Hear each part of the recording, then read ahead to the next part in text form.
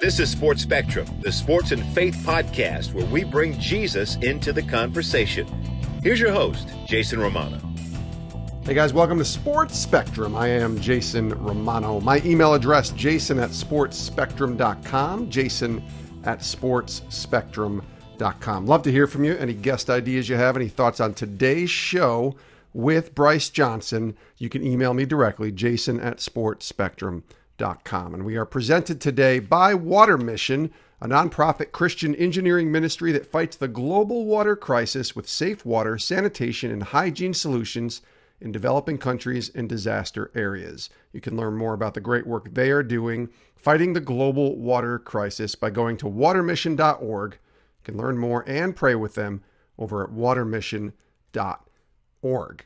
We are also presented today by Compassion International, the most trusted child development ministry in the world. And there are kids all across the world right now with COVID-19, the pandemic, that are stuck in poverty. And this is a chance for you to release a child from poverty by sponsoring them through Compassion International. Check out the website, compassion.com/teamup, and learn how you can join the fight to end poverty and release a child from poverty today. Really glad to welcome Bryce Johnson to Sports Spectrum today. And if you've been a fan of Sports Spectrum before I joined Sports Spectrum, Bryce Johnson might be a name you recognize. He is actually the founder and president of UNPACKIN Ministries. He's the host of the Unpacking It Show podcast and the author of the Fantasy Football Fellowship Playbook. He produces faith-based podcast intersecting the sports world with guests, just like we do. And to be quite honest with you, Bryce is a guy that I learned from and really kind of planted the idea into me that this might be a direction that I want to go into, to have a conversation with different people in the sports world and intersect the conversation with faith in Christ. And Bryce is doing a great job of that and has done a great job of that for many years. He's a friend of mine, and we've done actually a few projects together, including me appearing on his show a couple of times. So definitely go check out the Unpacking It podcast. And Bryce is going to tell you his story about leaving his dream job, working as a sports commentator in Charlotte, on air, hosting his own show, walking away from it, and really pursuing significance over success.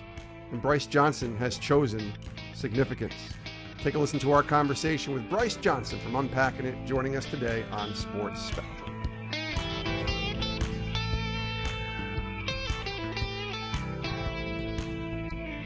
Bryce, welcome to the show, buddy. Man, it's great to be with you. How are you? I'm good, man. I'm good. Is this weird for you to be interviewed because you're doing all the interviews and now you're flipping the script a little bit? We're flipping the script. And I'm interviewing you.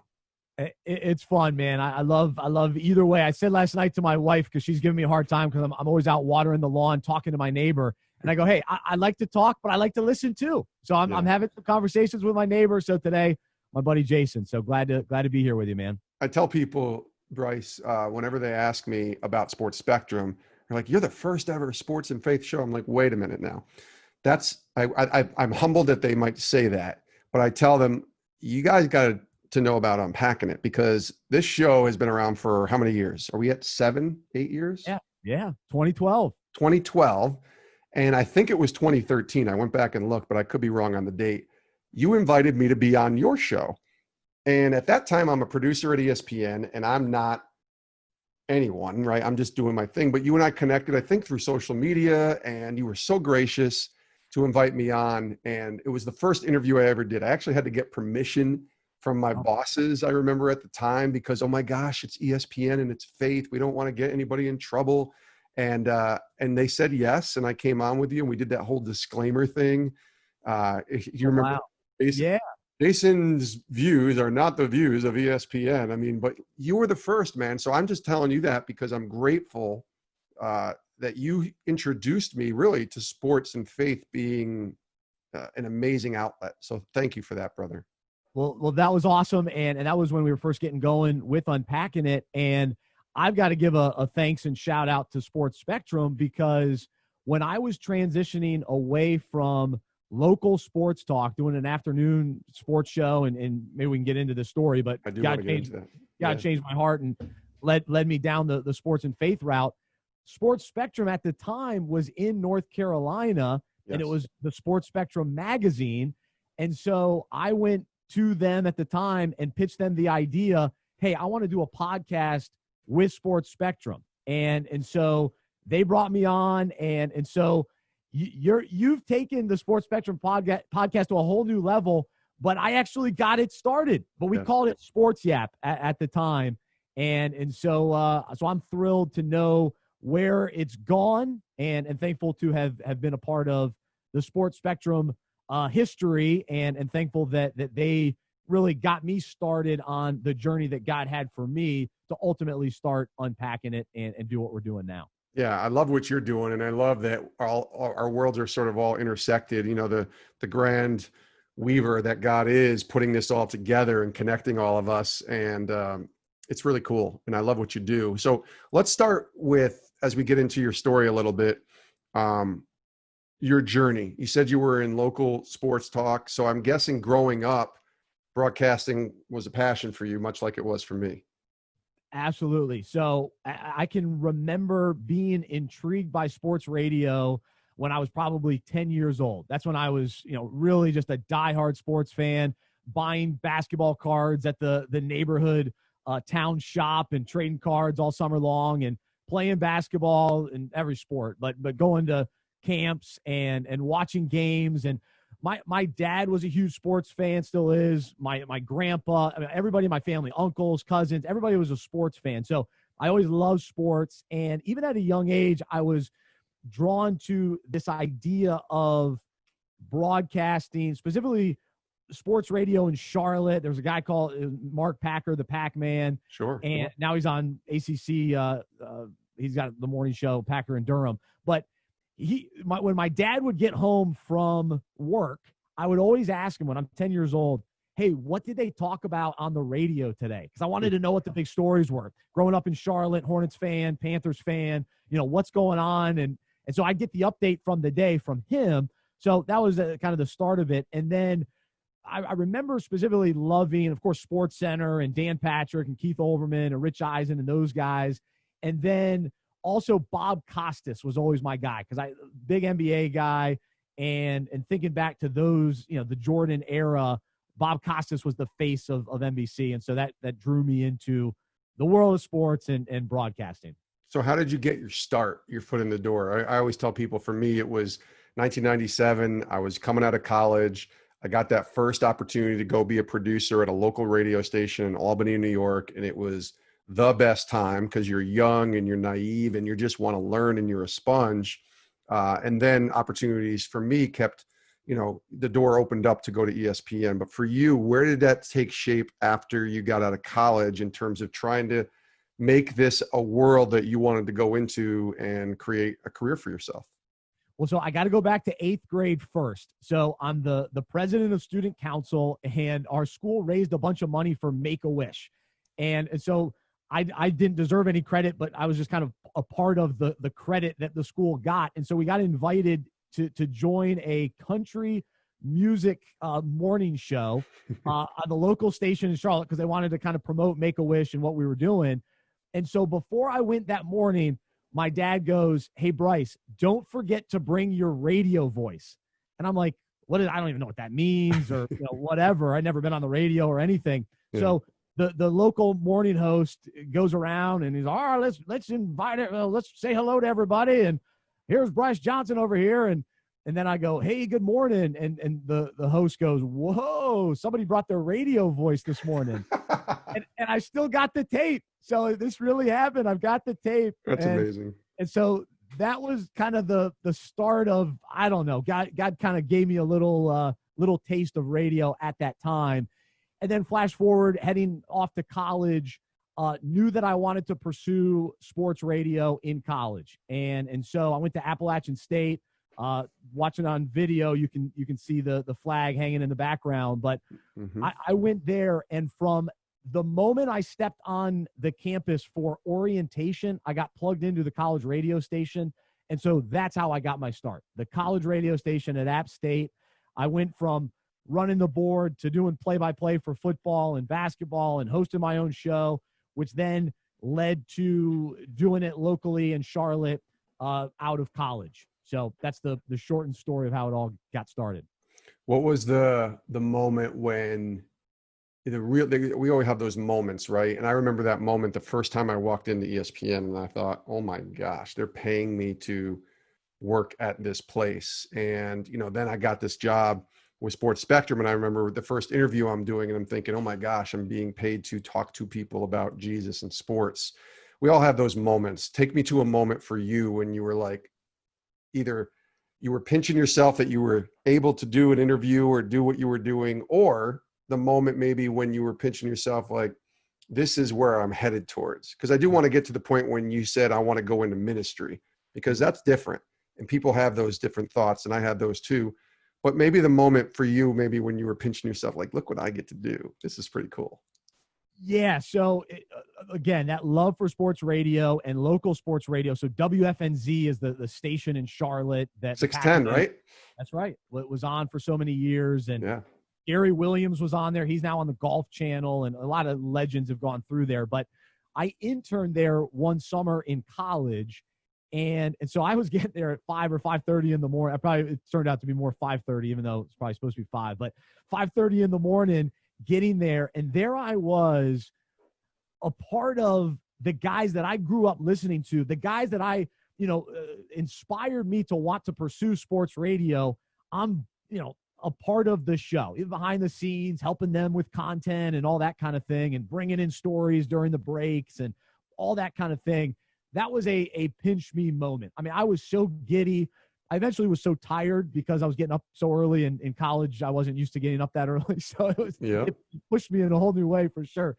And so, but to experience all that was really cool. And then one of the days, the guest on the show was Matt Damon. And so I was the one that was answering phones. And so I answer the phone and he goes, "Hey, it's Matt Damon." And I'm like, oh my goodness, it's Matt Damon. "Hey Matt, how are you?" I can't remember what I said, but that was pretty cool. And then once I got my own show in Charlotte on in the afternoon, one of the guys I grew up, loving, I'm a Duke fan, was Grant Hill. And so Grant Hill was a guest on my show.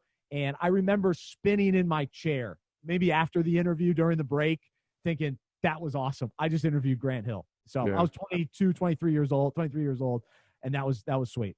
So the worldly perspective, Bryce Johnson would say, well, continue doing what you're doing at Charlotte, and maybe you move up to national radio at ESPN and all these other things and kind of climb the corporate ladder, the worldly success that this has to offer. And somewhere along the lines, you say, yeah, but Jesus is more important. And I really want to kind of enter into this space of ministry, of doing, in essence, what we both get to do right now, which is intersect sports and faith. So where does that moment for you take place? So when I'm pursuing sports radio, and my desire was to be the next Dan Patrick. He's my favorite host. And so from a national perspective, he was the benchmark. He still is to me. He's the standard. I was telling my neighbor that yesterday, that Dan Patrick's still the best, but that's what I wanted to pursue, and everything, all of my efforts and energy was going toward that. And so here I was 23, 24 years old. I'm on in the afternoon on a lineup that consisted of Dan Patrick, Jim Rome, and then me. And in my hometown of Charlotte, and I'm living the dream. I'm going to the Panthers games. I'm in the locker room with the players. It was the Charlotte Bobcats at the time. There I am in the locker room, and I'm quote unquote living the dream.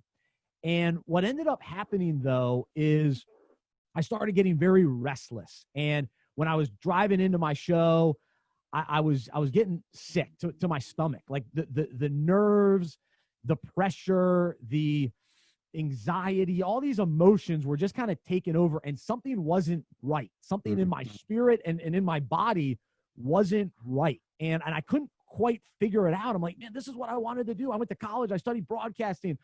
God has opened up all these opportunities for me. And I remember there was a day where I'm looking out my studio and I see the, kind of the skyline in Charlotte. And I'm thinking, man, is this it? like I've arrived at what I, wanted to do, at least from a Charlotte standpoint. And I'm thinking, man, this isn't fulfilling and satisfying. And can I really break down the Panthers' sorry offensive line every day for the rest of my life? Or is this what it's all about? And there was this emptiness, and I was pursuing the Lord, but I would say that in that season, it was still more about me, my dream, what I wanted, my selfish desires. That was the overriding motivation, I'll say. And so what ended up happening, kind of a long story, but I ended up just getting into some conflict with my producer, with my GM, and things just weren't sitting right. Something was off. And I was like, all right, I need to leave. This isn't right. So there was the fleshly side of things where, all right, something's not right. I need to leave. But at the same time, this was parallel. I felt in my spirit that God was leading me onward. Mm-hmm. And I remember hearing this song by Andy Cherry. It was about fear and stepping out in faith. And I remember hearing that song during that season of life. And there's nothing to fear. And so I knew that I needed to step out in faith and do something different, that there was something was bubbling up. And what ended up happening is God allowed me to go into the desert. So I walked away thinking that, some awesome thing's going to happen and open up. And what ended up happening is I'm living at home with no job, no money, no girlfriend. My friends thought I was crazy because I gave up my dream job. They were all jealous that I was doing this show and living out my dream. And then I just gave it away and walked away and all that kind of thing. And during that season, it was a crucial time. I recognized that I had to get to the end of myself. And I'm still trying to get to the end of myself. But in that season, to learn, okay, what am I pursuing? This is all about me. I've got to be humbled. I've got to surrender. I've got to truly pursue what God has for me, not just what I want. And so I had to wrestle with all of that. So what does that look like? What does that mean? And at the end of that, I realized, all right, God has given me passions and gifts and the love for sports radio, but I got to do it for his glory. It can't be all about Bryce. It's got to be about him. And so how can I incorporate my faith into a sports talk show? And so that's what I said at the beginning of the show. That led me to Sports Spectrum and the guy that was running it at the time, who you know as well, Robert Walker. And so I pitched him an idea, said, hey, there was no job available. I just God opened the door, but created this job and said, hey, I'll come. I'll do whatever you need me to do to help Sports Spectrum, but I'd also like to start this podcast so that I can do sports and faith. And so I ended up spending a year at Sports Spectrum. We did a bunch of podcasts. I helped with the magazine. I also did a lot of work that I never wanted to do. I couldn't believe that I was doing a humbling experience as well to work on a magazine. And we ended up working on Michael Vick's biography or autobiography. And so all that I experienced there was then preparing me ultimately to leave Sports Spectrum to start unpacking it. And so I'll pause there, but you got me going.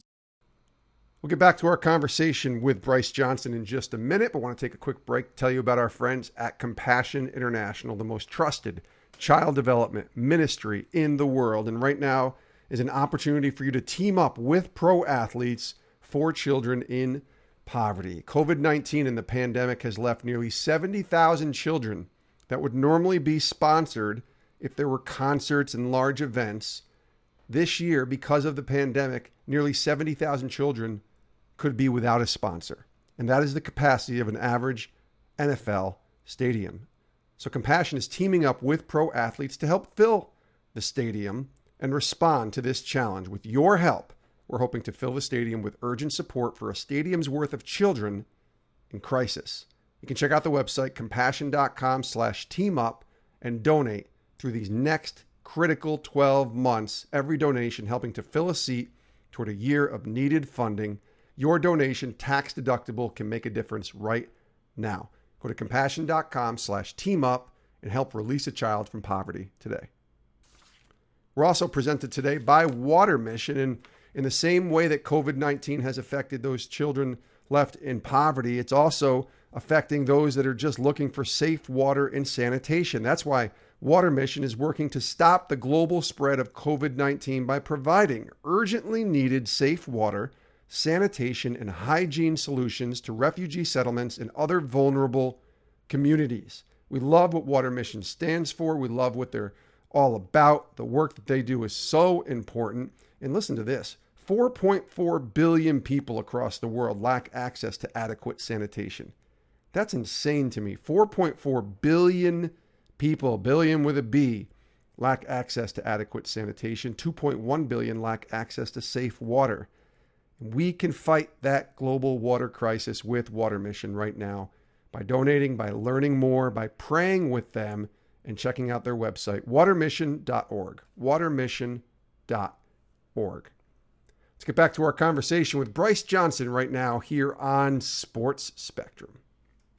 You know, you and I are basically doing the same thing in that sense, where we get to interview people about sports and faith. I consider that such an honor and a privilege to ask people about the most important thing in their life and ask them about Jesus. So for you, your favorite interview or a couple of memorable interviews since Unpacking It launched that just stand out for you? I get asked that question a lot too. So I'm just turning the table here, Bryce, but an interview or two for you that stick out that you just said, all right, God, you were, not only was this a thrill or whatever, but this is something that you were clearly in the midst of. Like you just saw Jesus through this conversation.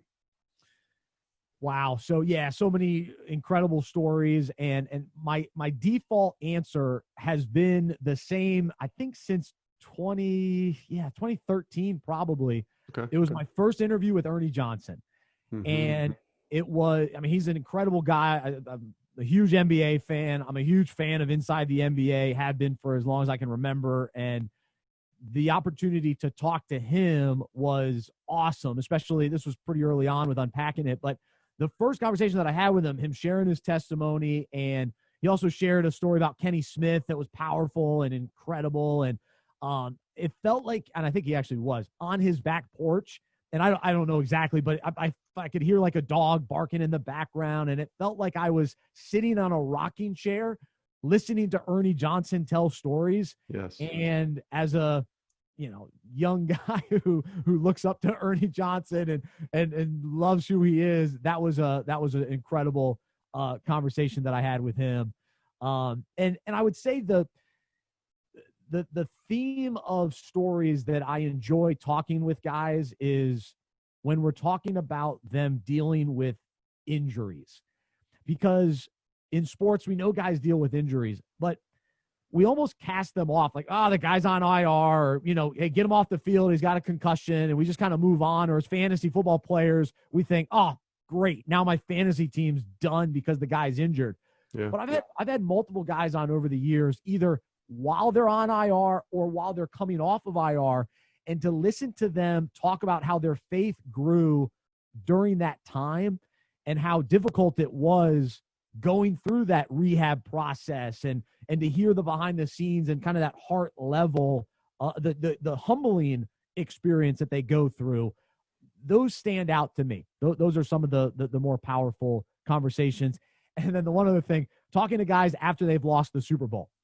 I talked to Jacob Tammy on the Falcons when the Falcons lost that Super Bowl. So that was an interesting conversation too. So that stands out to me as well. Yeah, we just had Ricardo Allen on, and it's been three, almost 4 years, I think, since the Falcons lost that Super Bowl to the Patriots. And I said, am I okay to ask you about this? And he's like, oh yeah, I got so many amazing lessons that I learned from losing that game that I can instill into my life, into my kids' life. So I'm like, okay, good. We're removed. But I bet you if I asked him, a month after they lost, I don't think it would have been a good interview. I think he would have been still in mourning. So it wouldn't have been good. You mentioned fantasy football. So I want to give us a chance real quick here as we wind down to talk about the Fellowship Playbook, the Fantasy Football Fellowship Playbook. As we record this, and I want to preface that by saying this because who knows what's going to happen with a pandemic and all that. Football is scheduled to start, and we're excited for an NFL season. I'm excited for it. We got the Fantasy Football Fellowship Playbook. It's a unique concept that you're part of. Tell us about it. Tell us about the playbook and what it is. Yeah, so basically, I'm a huge fantasy football player, owner, and have been a part of a league that I started while in high school. And so we're on like year 17. But what I Yeah. realized was the fantasy football, the connection that it creates between me and my buddies has been so important to continuing the relationships with those guys over the years, and the bonds and the conversations and all that comes from the fact that we're in the same league together. And so God ended up kind of giving me this idea and this vision to say, okay, how can we take what's already happening in fantasy football organically and naturally, where we build relationships, we talk trash, we have fun, we have a good time. But what if we actually took it a little step further with intentionality to say, hey, what fantasy principles actually relate to biblical principles, and how can we create conversations within leagues around these topics? And so I wrote a book that basically each week of the fantasy football season, or the NFL season, we take a different concept. So trades, release, players getting released, players getting injured, all the concepts that happen. And you know, for instance, if you send a trade request to somebody and they reject it, how does that make you feel? Right? You're bummed, but it's just fantasy. Well, what does rejection look like in real life? I deal with rejection in my own life, in ministry. And so a chapter is about rejection, but it starts with the fantasy concept of sending a trade and getting rejected in fantasy football. So we've got the playbook. So it's an actual book that you can read on your own, or you can read within your fantasy league. But basically my thought is fantasy leagues are a built-in small group. So we've got a small group curriculum for your league. And so if you're a commissioner or a leader in your group, to say, hey, let's get together on Zoom or whatever, once a week, once a month, here are some topics that we can discuss, that we can talk a little fantasy, but then they relate to faith, the Bible, our own lives. And so my hope is that guys play fantasy football with more meaning and purpose throughout the season. I love it. I haven't heard the concept before until you and I were talking about it, I think last year. So I love the Fantasy Football Fellowship Playbook. How can people go about getting it? Where's the best place to go? Yeah, so fantasyfootballfellowship.com is the website, and you can find out ways to really make your league, you know, a part of it, and then also where you can get the book. And we've got other resources to kind of help your league, to even help your church. So if you're a pastor at a church and you want to start the Fantasy Football Fellowship concept at your church, we've got the resources to help you with that as well. And so even with this, you know, current climate with things being virtual, fantasy football slides right into that, even for a church to be able to leverage that as an opportunity to connect with, especially the men in your church. This is awesome. He is Bryce Johnson, host of Unpacking It, founder and president of Unpacking It Ministries. The Fantasy Football Fellowship Playbook is available now. Get it before the season starts. Now is the time to do it as you put together your fantasy football teams and try to figure out maybe there's a way to leverage faith and fantasy football. And Bryce has done a tremendous job writing that book. Hey, buddy, this is great. Thanks so much for being on the show. And it's nice to kind of reverse the roles here, and I get to interview you. So I appreciate it. Man, thank you so much. Honored to be on with you, and congratulations on everything you've been able to do with Sports Spectrum and all that God has done through you. And just so cool that he handpicked you to be the one to really take over this Sports Spectrum podcast and to take it to incredible heights. So I'm encouraged and inspired by what you and the rest of the team at Sports Spectrum have done and continue to do. Thanks, buddy. And many thanks to Bryce Johnson for joining us here today on Sports Spectrum. And honestly, he probably doesn't realize the impact that he's had on me as far as being able to go into a ministry world and intersect faith with sports. But Bryce has done an amazing job, and his ministry that he's working through in Charlotte is just impacting a lot of guys' lives and a lot of people's lives. So check out the website, unpackingit.com. You can listen to his podcast. You can even hear me on his podcast if you want to hear a little bit more about my journey and learn more about the great work he is doing, and donate. Consider it, man. That'd be a great opportunity to sow into another ministry that intersects sports and faith. Well, Unpacking It is doing a great job reaching sports fans who follow Jesus, just like Sports Spectrum does. And that's pretty cool that we have all of us in here, because we're in this together. We're not in this to fight or to battle or to compete. We are in this for the kingdom of God. And I love what Bryce stands for and love what he's doing. So check it out, unpackingit.com.